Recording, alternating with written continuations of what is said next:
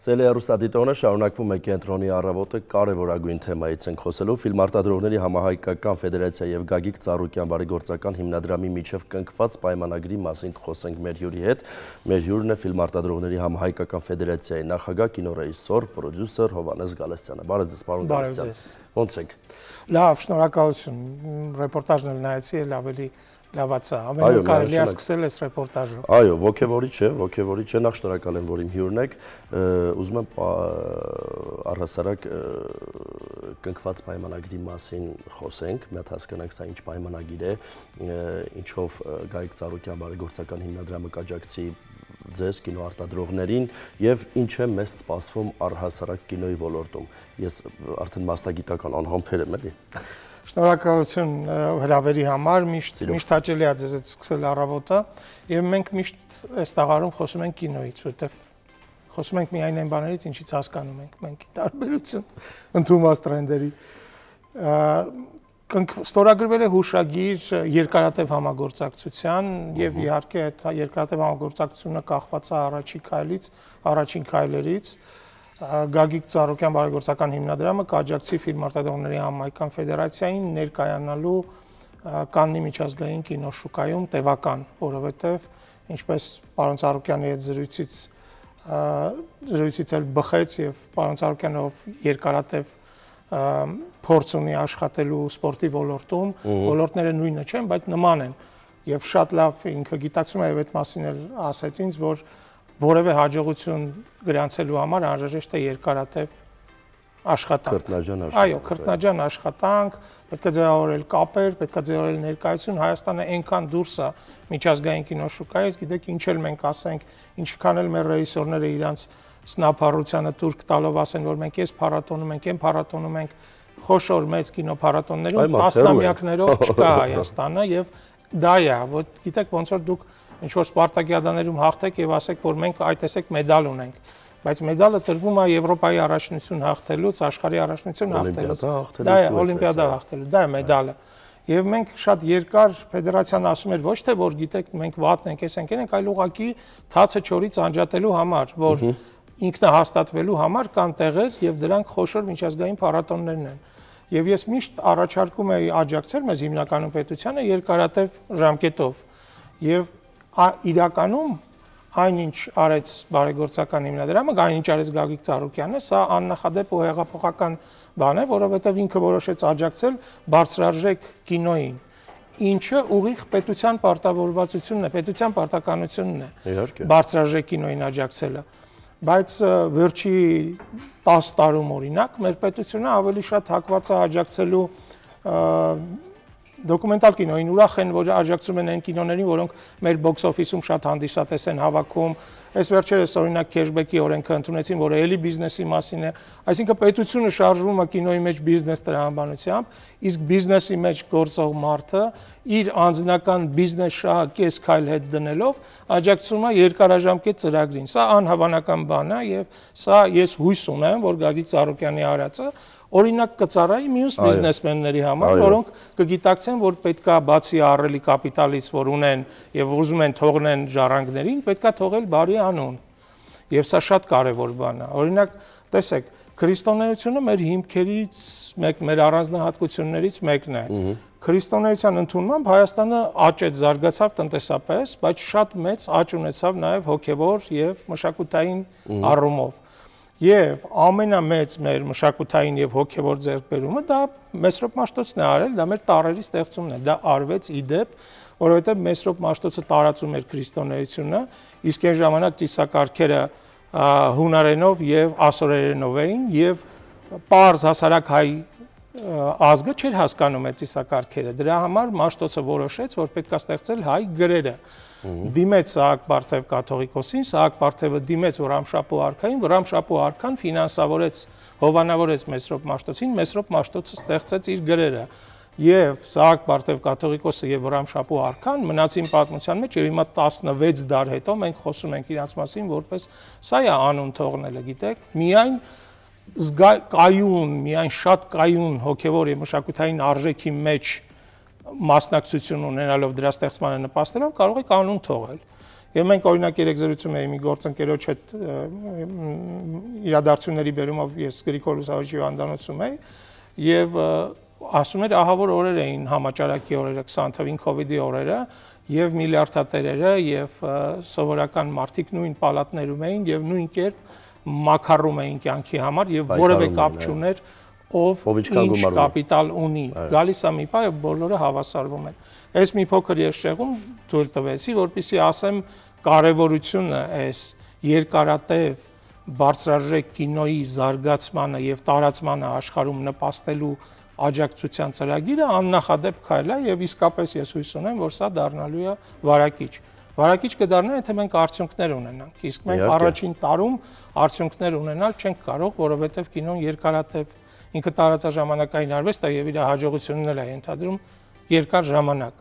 այս տարի մենք կարող ենք ուղղակի շատ լավ ներկայանալ Կաննում առաջին անգամ Հայաստանը կունենա երկու տաղավար ինչ ենք ներկայացնում ես ուղղակի այդքան շատ դետալներից տեղյակ չեմ տեսեք մենք ունենք 3 պատ որով ներկայանալու ենք դա փոքր տաղավարներից մեկն է սկսում ենք փոքր տաղավարով հետո կաճենք եւ այդ 3 պատը ներկայացնելու է 3 առանձնահատկությունները մեր տաղավարի առաջի առանձնահատկությունը դա հենց քրիստոնեությունն է այդ պատը նվիրված է քրիստոնեությանը քրիստոնեական արժեքներին որտեղ հիմա մի փոքր բացեմ հիմա մենք գտնվում ենք տարածաշրջանում մի իրավիճակում երբ որ մեր չարակամները այսպես ասած մեր դարավոր մշակութային արժեքները առաջանում էին ամենավատ բանը թվում էր ջարդում էին չէ ջուղայում հիմա Արցախում Նախիջևանում ամեն ինչ ուղղակի ջարդում էին հիմա էլ ավելի մեծ վանդալիզմ են ավելի մեծ ստորություն են անում ասում են այդ մենք ենք ստեղծել այդ արժեքները եւ մենք խնդիր ունենք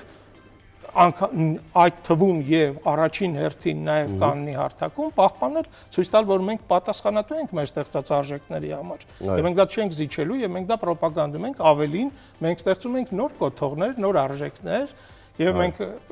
մեր հայկական հյուրասիրության օրը նաեւ ներկայացնելու ենք Հիսուս Քրիստոսի արձանը եւ մյուս մշակութային կոթողները եւ քրիստոնեական կոթողները Հայաստանը ներկայացնելով որպես քրիստոնեությունը առաջինը պետական կրոն ընդունող եւ քրիստոնեության համար պատասխանատու երկիր սա մեր մի պատը այդ թվում ներկայացնելով Հայաստանը որպես գրավիչ հետաքրքիր տարածք դրսի նկարահանողների կինոարտադրողների համար որ եկեք բացահայտեք այս երկիրը եկեք բացահայտեք մեր երկիրը բացահայտեք ձեր համար ունիկալ վայրեր լոկացիաներ որտեղ նկարահանումները գեղեցիկ են որտեղ ծառայությունները որ ձեզ կմատուցվեն հասանելի են բարձրորակ են Հայաստանը մրցունակ երկիր է նկարահանումների լավ վայր լինելու համար Մյուս պատը ֆիլմ արտադրողների համայնքական ֆեդերացիայի պատն է, որտեղ մենք ներկայացնելու ենք միայն մրցունակ ֆիլմեր, զարգացման փուլում, արտադրության փուլում, արդեն ավարտված, ընտրությունը լինելու է շատ խիստ, լինելու են բացառապես միջազգային համատեղ արտադրության ֆիլմեր, եթե ժամանակ մնա, ես ծրագրի պրեզենտացիաներն էլ կբացեմ, որպեսզի ավելի առարկայական լինի, եթե ժամանակը չերիքի, կան մեկնելուց անմիջապես առաջ արդեն մայիսին, մենք ավելի մանրամասն ծրագիրը կներկայացնենք, բայց կարծում եմ այսօր կհասնենք։ Եվ երրորդ պատը էլի յուրօրինակության առանձնահատկության մասին է, դա աշխարհի բոլոր ծայրերում ապրող հայ ռեժիսորների ֆիլմերն են։ Այսինքն Հայաստանը տարածք է տրամադրում Կաննում, Սփյուռքում բնակվող մեր հայրենակիցներին, որպեսզի իրանք, եթե մրցակցությունը ուժեղ է եղել կամ ինչ պատճառներով իրանց երկրների տաղավարում չունեն ներկայություն, իսկ այդպիսի դեպքեր շատ կան եւ հիմա ես ստանում եմ,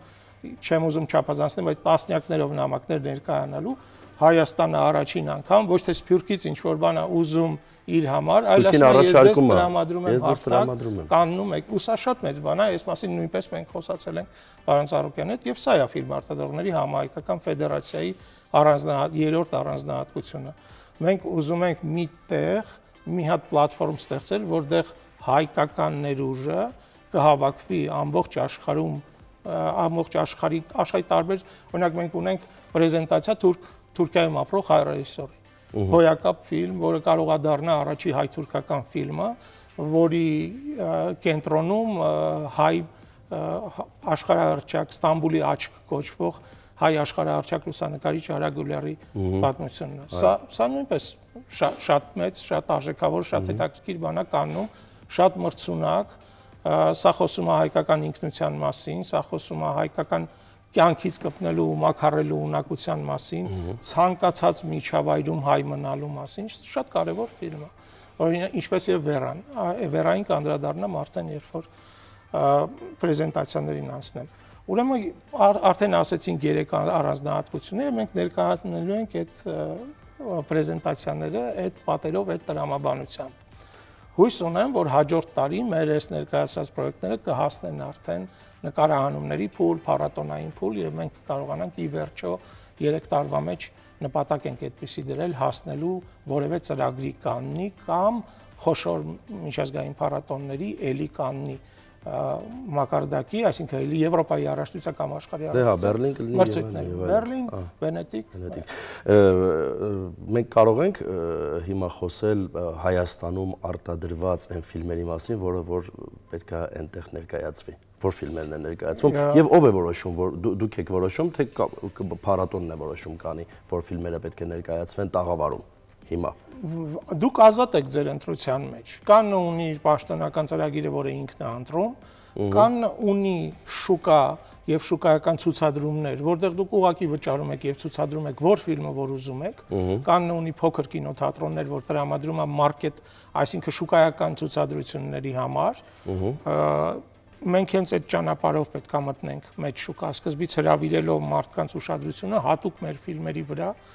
դեռ չստեղծված ֆիլմերի վրա, որ հետո այդ ֆիլմերը կարողանան առաջ տանել։ Դուք պետք է մշտական երկարատև ներկայություն ունենաք Կաննում, չնայած մեր պետական կառույցը ունեցել է մշտական ներկայություն, բայց դրա երկարատև ծրագիր չի եղել, որ ունենա նպատակներ։ Արդյունք չի եղել դե բնականաբար։ Դե որովհետև նպատակ չի եղել, գիտեք, եթե 10 տարի առաջ ասեին 5 տարի հետո մենք կմտնենք, հետո կհասկանայինք ինչն է պատճառը, որ չեք մտել, ինչ որ բաներ կփոխեին։ Հիմա մենք այդ նպատակը անում ենք։ Ինչ մնում է, թե ինչ պետքա ցուցադրվի մեր տաղավարում, Ֆիլմարտադրողների համահայկական ֆեդերացիայի խորհուրդը, այդ թվում եւ Գագիկ Ծառուկյան բարեգործական հիմնադրամի հետ քննարկում են այն առաջարկները, որ մենք ունենք, եւ դրանց ամենամրցունակները տեղ են գտնում տաղավարում։ Այս տարի մենք ներկայացնելու ենք օրինակ Արամ Մանուկյանի հայ-իտալական ֆիլմը, Արամ Մանուկյանը ի դեպ մեր ֆեդերացիայի խորհրդի անդամ է, որ վերջերս վերադարձավ Վենետիկից, մրցանակ ցուցադրություն էր եղել Վենետիկում, բացառիկ ցուցադրություն էր եղել ֆիլմի, հայ-իտալական ֆիլմը։ Արդեն ասեցի Արա Գյուլերը հայ-թուրքական համատեղ արտադրություն։ Վերանա ցուցադրվելու որպես ֆիլմ Արցախի հետ, Արցախահայության հետ տեղի ունեցած ողբերգության մասին, բայց որպես ֆիլմ, որը ցույց է տալիս իսկապես հայերի իրենց ինքնությունից կարճած մնալու ու կամքի ուժով հաղթելու ունակությունների մասին, սա էլ միջազգային պրոյեկտ է, էլի տեղ ունի միջազգային շուկայում, պրեզենտացիա լինելու նաև Տատիկիս Վարսերի մի ֆիլմ, որը 15 թվականից այս պետությունը պարտավորվել է ֆինանսավորել եւ մենք պետք է 18 թվականին ավարտեինք եւ այդ ֆիլմը Հայաստանի առաջին հանրապետության հիմնադրման մասին է եւ պետք է ավարտվեր 18 թվականին, բայց 10 տարի է հայկական պետությունը չի կատարում իր պարտավորությունը այն ֆիլմի հանդեպ, որը Հայաստանի հանրապետության հիմնադրման մասին է։ Այսինքն դու չես հասկանում, մենք որոշեցինք հետ կանգնել ընդհանրապես պետությանը դիմելու բանից, փորձից, որովհետև բազմաթիվ անգամներ այդ փորձը ձախողվել էր, դրա համար որոշեցինք ալտերնատիվ ճանապարհ փորձել, մշակել լավ ծրագիր, տալ բիզնես հաջողակ մարդկանց եւ Գագիկ Ծառուկյան հիմնադրամը միակ ֆոնդը չի, որ տվել ենք, բայց միակն է, որը համաձայնվել է, որովհետև ընդունել է, որ այո, եթե նպատակ են դրել, գոնե կեսից կհասկանանք հասնում են թե չէ, կփոխենք ինչ-որ բաներ, կօգնենք, ի վերջո կհասնենք, որտեղ նպատակը նպատակ դնելն է եւ այդ նպատակին հասնելը։ Մենք ունենալու ենք բացի ֆիլմերից, ես ֆիլմերը բոլորը չներկայացրեցի, մենք ունենք ռոմանտիկ կոմեդիաներ, որոնք էլի միջազգային օրինակ, որոնց մեջ նույնիսկ ես հույս ունեմ, ցավում եմ, որ հիմա Անուշիկը այստեղ չի, Անուշիկին մենք տեսնում ենք այդ ֆիլմում նաեւ 4 կանանց մասին պատմություն է 40 տարեկան, որոնք խոսում են իրանց խնդիրներից, կանայք կին ռեժիսորանկարանողը, իրանց եւ սա շատ լավ տրենդ է հիմա համաշխարհային շուկայում, սիրում են կանանց խնդիրների մասին ֆիլմել, որովհետեւ երկար չեն խոսել այդ մասին եւ հիմա իրանք խոսում են ամենայն անկեղծությամբ, շատ թեթև ֆիլմ է, ես որովհետեւ միշտ հակված եմ։ Նոր պետք է նկարվի ֆիլմը։ Այո, նոր պետք է նկարվի, այս տարի սեպտեմբերին են նկարահանումները, արդեն ունենք ռելիզի օրը, որովհետև ինքը կոմերցիոն ուղղվածության ֆիլմ է եւ մենք ուզում ենք այդ դաշտում էլ բան փոխենք, որ կոմերցիոն ֆիլմը այսպեսին պետք է լինի, այսինքն պետք է Կարա կոմերցիոն ֆիլմն էլ որակով լինի վերջ-վերջո։ Գիտեք, իմ համար ֆիլմերի շատ པարզ չափորոշիչներ ես ունեմ։ Ֆիլմը, մեծ ֆիլմը անպայման հղում ունի Աստվածաշնչին, անպայման գալիս է, անգամ եթե դա ամենաանլուրջ կոմեդիան է, նրա մեջ եթե կա այդ հղումը, դուք տեսնում եք, որ նրա մեջ կա այն սերմը, այն հատիկը, որը դուք ուզում եք տեսնել, որը դուք ուզում եք կլանել, որը ուզում եք ընդունել։ Դրա համար մենք այդ կոմերցիոն դաշտում ենք փոխում, այսինքն եթե մենք անում ենք մի ֆիլմ կոպիտ ասած փառատոնային, մենք անպայման ֆինանսավոր այս պահին մեր ընկերությունը 5 նախագիծ ունի եւ այդ 5-ի մեջ էլ մենք ունենք պետական աջակցություն։ Այսինքն մենք որոշեցինք, ոչ թե որոշեցինք, այլ փորձեցինք առանց պետության մասնավոր սեկտորին ներքաշելով կինոյի մեջ։ Բայց պարոն Գալստյան, մասնավոր սեկտորին ներքաշելը լավ բան է, միանշանակ, դա ամբողջ աշխարհում կա այդ պրակտիկան, բայց պետք է հիասթափվել, թևաթափ լինել, իսկ թվում է պետությանը պետք է անընդհատ դրա մասին հիշեցնել, այդ գործից պետք չի հոգնել, որովհետև նախ դա մեր իրավունքն է ու իրենց պարտականությունն է, մեկ, եւ երկրորդը կարող մարդ ես մի օր որոշեմ, որ մի քիչ պետք է, չգիտեմ, արվեստի կողքին կանգնել, էլի։ Ինձ թվում է պետք է այդտեղ թևաթափ չլինի։ Գիտեք, ես երևի ամենասուր քննադատող, բայց ամենառացիոնալ բաներ առաջարկող կինեմատոգրաֆիստներից մեկն եմ։ Ու ֆիլմ արտադրողների համայնքան ֆեդերացիան, որ շատ բաց է մամուլի հետ, մենք այդպիսի ամիս չի լինում, որ մամուլի հաղորդագրություն չտարածենք։ Ամիջապես կաննից հետո անդրադառնալու ենք ներքին խնդիրներին ու ասելու ենք, հիմա այստեղից էլ արեք այդ ուղերձը անենք։ Հայաստանի Հանրապետությունում մի տարի է չի հայտարարվել ֆիլմերի ֆինանսավորման մրցույթ։ Պետությունը չի հայտարարում այդ մրցույթը։ Տարբեր պատրվակներով կանոնակարգը չկա, այս չկա, այն չկա։ Անցած տարի սեպտեմբերին մենք կանոնակարգը տվել ենք։ Կանոնակարգը լավը չի, ինչ որ բաներից, բայց այդպես չի լինում։ Պետությունը հիմա նայեք տատիկիս վարսերին էլի հետ գամ ներողություն անձնական օրինակի վրա։ Տատիկիս վարսերի հետ կապված ես պետությանը պետական ֆոնդին ասել եմ մի բան, մինչև իմ կան գնալը խնդրում եմ ինձ մի բան ասեք։ Դուք ֆինանսավորում եք, թե չեք ֆինանսավորում։ Չեմ ասում ֆինանսավորեք, պատասխան ունեցեք ձեր համար։ Դուք գոնե որոշեք, որպեսզի ես իմ գործընկերներին եվրոպական ասեմ, որ մեզ պետք է այսքան գումար, որտեղ մեր երկիրը մեր կողքն է, կամ մեզ պետք է այսքան գումար, որտեղ մեր երկիրը մեր կողքը չի։ Մի հատ պատասխան ձեր մեջ ձևավորեք, ասեք մեզ։ Դա էլ չեն անում։ Այսինքն մենք որպես էքսպերտներ օգնում ենք պետությանը, օգնեցին կանոնակարգ գրել, ինչով կարողանում ենք իրանց կողքն ենք։ Մնում է որ պատճառը։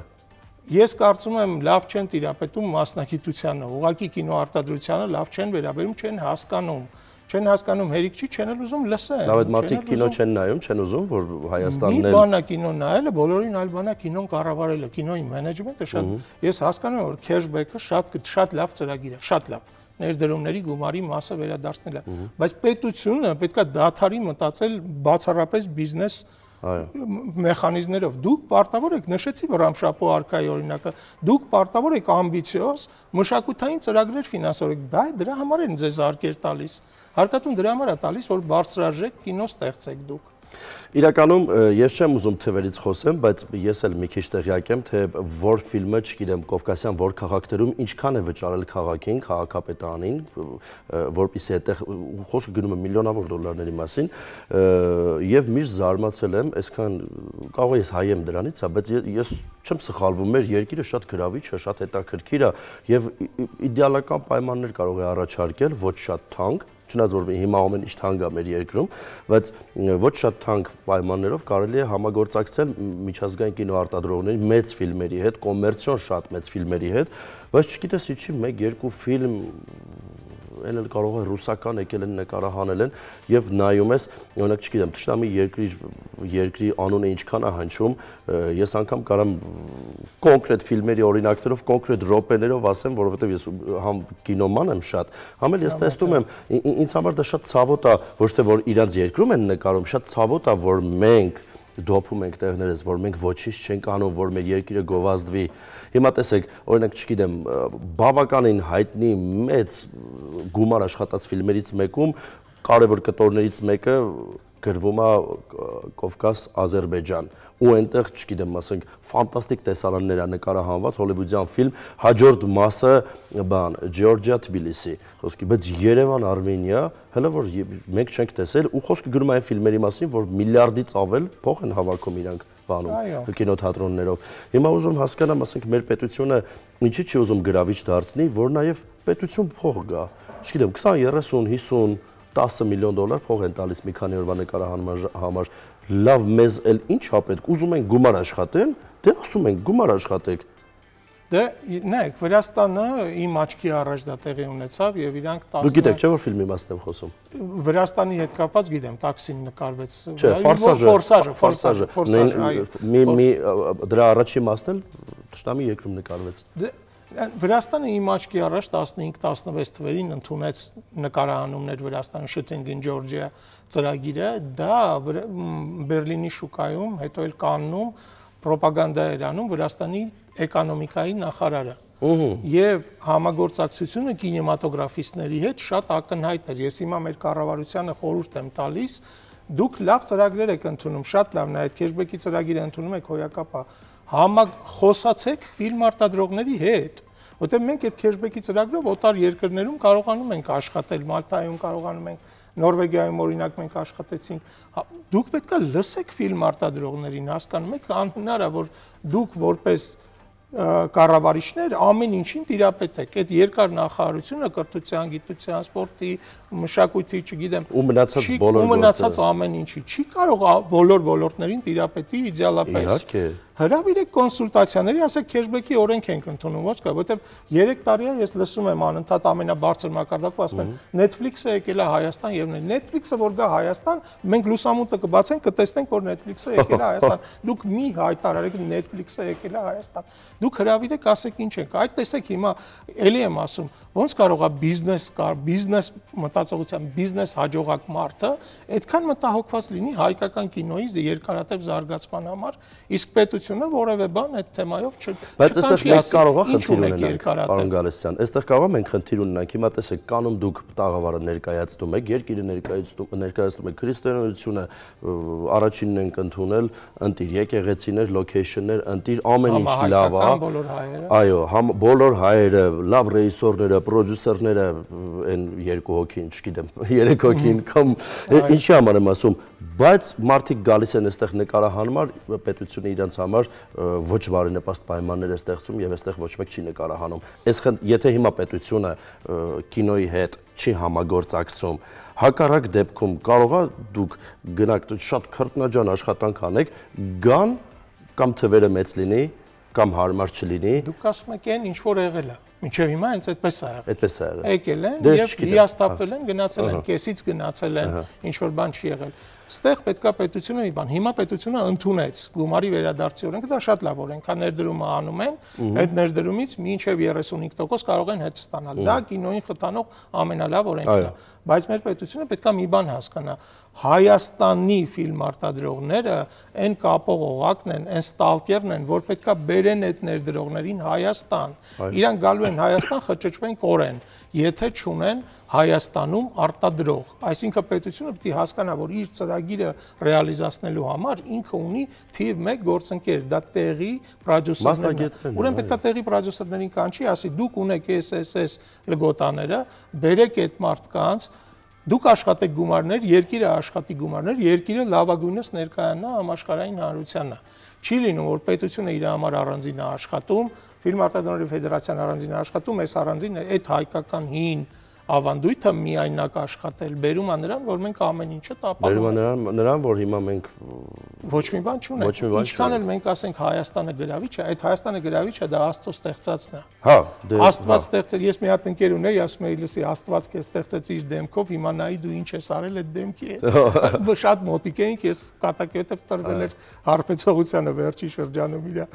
հետո կամած հետ եկավ։ Հիմա այն ինչ որ Աստված մեզ տվել է, դա շատ սիրուն է, շատ լավն է, ինչ ենք արել մենք իր հետ։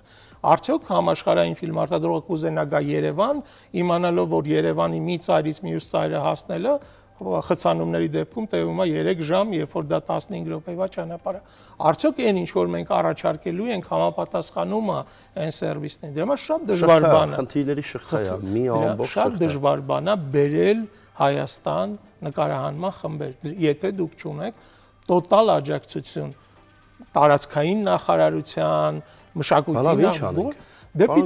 ծրագիրը, եթե պետությունը ծրագիրը ընդունել, ինքը պետք է վառի կանաչ լույս բոլոր ֆիլմ արտադրողների համար, ասի, հենց դուք բերում եք, դուք ունեք իմ շատ հեշտ բյուրոկրատիայից զուրկ հնարավորություն բերել այդ ներդրողին, դուք ունեք էս, բերեք փորձենք։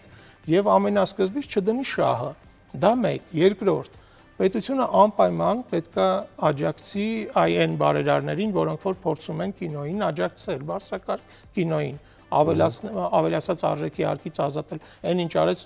հենց ձեր նշած երկիրը։ Այդ նույն երկրում, որ դուք նշել եք, կինոն ամբողջովին ազատված է հարկերից, ամբողջովին։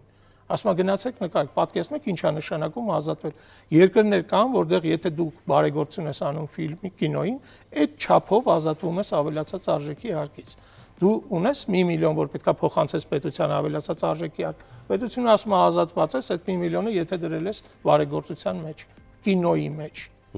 Այս են մեխանիզմները։ Կարող են առաջարկել, հուշենք, կարող ենք, որտեղ որ մենք ենք առաջարկում, չեն լսում։ Ինչ անել կինոն գրավիչ դարձնելու համար։ Փառք Աստծո, հիմա կա Հայաստանի 2 տաղավար կաննում եւ դա ակնհայտորեն խոսում է մայիսի 13-ին բացումն է, փառատոնը տևում է մինչև մայիսի 24-ը, շուկան մինչև մայիսի 21-ը։ Մենք մայիսի 13-ից այնտեղ ենք, մենք ձևավորելու ենք տաղավարը, մայիսի 14-ից մեր պրեզենտացիաներն են։ Իդեպ մի բան էլ ասեմ,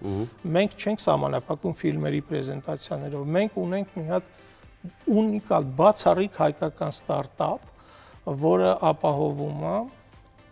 սինխրոն թարգմանության, սուրդո թարգմանության, այսինքն վատ լսողության խնդիր ունեցող մարդկանց համար թարգմանության ծրագիր հավելված արհեստական բանականության կիրառմամբ։ Սա հեղափոխական ստարտափ է, ես հիմա չեմ բացի շատ մանրամասներ, բայց ուսի հասկանալի դառնա, թե մենք ուր ենք գնում, ինչ նպատակներ ենք դնում։ Այս պահին մենք Կաննի ադմինիստրացիայի հետ բանակցությունների մեջ ենք, որպեսզի այդ հայկական ստարտափը Կաննի որոշ կոնֆերենցիաներ, որոնք համաշխարհային մակարդակի կոնֆերենցիաներ են, իր այդ հավելվածով ներկայանա։ Ասենք դնի այնտեղ եւ այդ արհեստական բանականության իրանց ստեղծած այդ ավատարը, հասկանանք, հայկական ստարտափը Կաննում կոնֆերենցիայի ժամանակ տա իր արտադրանքը։ Դա խոսալու է հայկական Հայաստանում տեխնոլոգիաների, դա այնքան էլ Հայաստանի չի, հայերեն, բայց ստեղ մշակվում է, բայց ինքը հենց հայկական բրենդ է, բայց ոչ հայաստանյան, բայց միևնույնն է, դա ցույց է տալու, թե տեխնոլոգիական առումով ուր են հասել այս մարդիկ, որովհետև եթե դա դառնա իրականություն, եթե դա աշխատի, պատկերացնում եք, դա կկիրառվի կինոթատրոններում,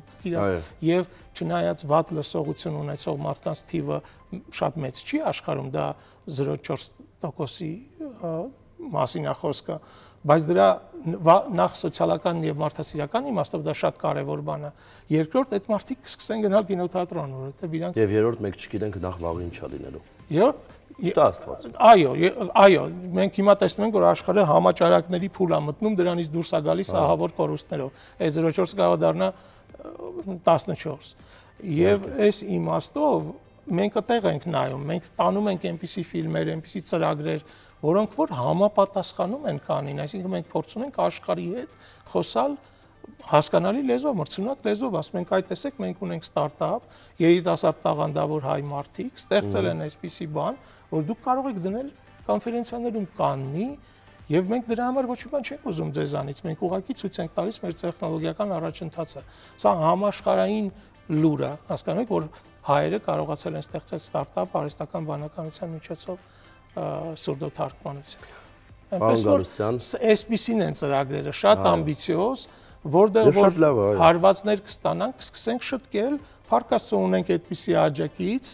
հույս ունեմ այդ աջակիցների թիվը կմեծանա, բայց ես այս մի անգամ էլ եմ ասել, եթե դուք ունեք ծրագիր, որին աջակցումը հանրապետության ամենահաջողակ մարդկանցից մեկը, չնեղացնենք բոլորին, էլի, չասենք ամենահաջողակ մարդկանցից մեկը, եթե ձեզ աջակցում է, նշանակում է հաջողությունը ձեր կողքով քայլում է, դուք ուղղակի պետք է այդ շանսը ճիշտ օգտագործեք։ Ու մենք անելու ենք առավելագույնը, որ այս 3 տարվա մեջ օգտագործենք մաքսիմալ էֆեկտներ քաղելու իշա հայկական կինոարտադրությանը եւ Հայաստանի։ Ձեզ շատ շնորհակալ եմ, պարոն Գալստյան, իրականում շատ ուրախ եմ, որ մենք գոնե փորձում ենք մի քայլ առաջ գնանք, իրականում այո, շատ կարևոր է կինոյի կողքին լինելը, շատ կարևոր է առհասարակ լավ կինո ունենալը եւ շատ կարևոր է, որ Հայաստանում այնքան լավ կինոներ նկարահանվեն, որ ես էլ նկարվեմ, իմ գոլեգաներն էլ նկարվեն եւ իհարկե շնորհակալ եմ ձեզ, որ չեք թևաթափ լինում, այդ բոլոր այդ բարիերները, այդ հաղթահարում եք, այդ բոլոր այդ պատերը ջարդում եք, որովհետև տարիներ շարունակ գիտեմ թե ինչեր է եղել։